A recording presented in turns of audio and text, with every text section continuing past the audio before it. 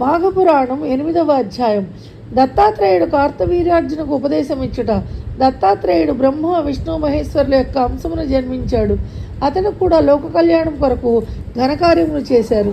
త్రిమూర్తులు దత్తాత్రేయుని రూపమును జన్మించి ఉన్నారు.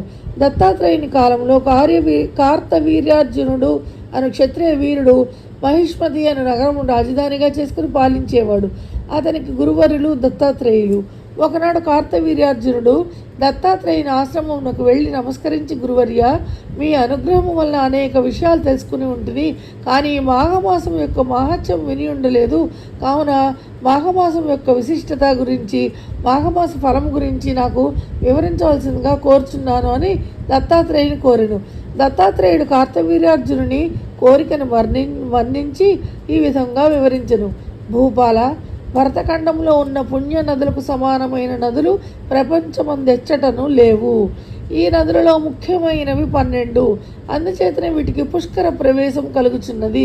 బృహస్పతి ఒక్కొక్క సంవత్సరము ఒక్కొక్క రాశి ఎందున్నప్పుడు ఆయా నదులకు పుష్కర ప్రారంభమగును. కనుక అటువంటి నదులందు స్నానము చేసి దాన ధర్మములు ఆచరించిన ఎడల దానివల్ల కలుగు ఫలం వర్ణించటకు నాకు కూడా సాధ్యము కాదు. అందున మాఘమాసమందు నదిలో స్నానము చేసిన గొప్ప ఫలితం కలుగుటయే కాక జన్మరాహిత్యము కూడా కలుగును.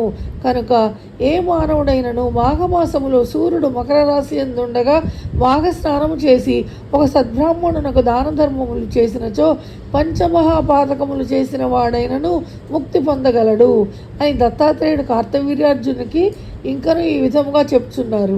పూర్వకాలమున గంగానదీ తీరపు ఉత్తర భాగమున భాగ్యనగరపు పట్టణం కలదు. అందు నివసించి జనులు కుబేర్లు వలె ఉన్నారు. ఆ నగరంలో హేమాంబరుడని వైశ్యుడు కలడు. అతడు గొప్ప ధనవంతుడు. బంగారు నగలు, నాణములు రాసుల కొలది ఉన్నవాడు. కొంతకాలమునకు హేమాంబరుడు చనిపోయాను. తండ్రి చనిపోగానే అతని కుమారులిద్దరు తండ్రి ఆస్తిని భాగములు చేసి పంచుకొని ఇష్టం వచ్చినట్లు పాటు చేయిస్తున్నారు.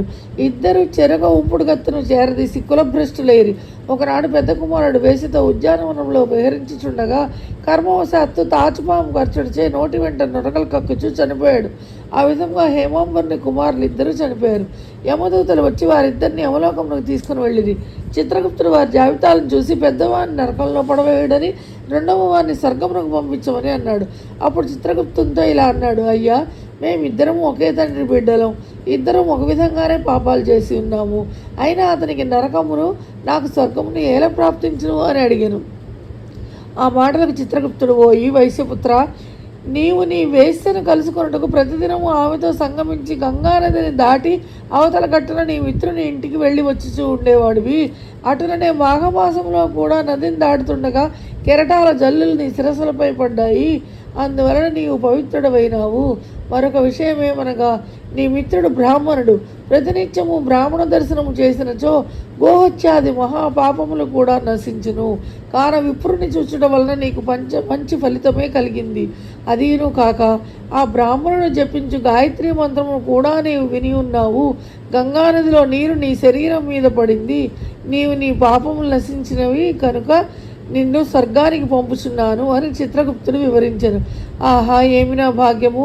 గంగాజలము నా మీద పడినంత మాత్రముననే నాకింతటి మోక్షము కలిగినదా అని వైశ్యకుమారుడు సంతసించి దేవదూతలతో స్వర్గంలోకమునకు వెళ్ళిపోయాను. మాఘపురాణం 8వ అధ్యాయం సంపూర్ణం.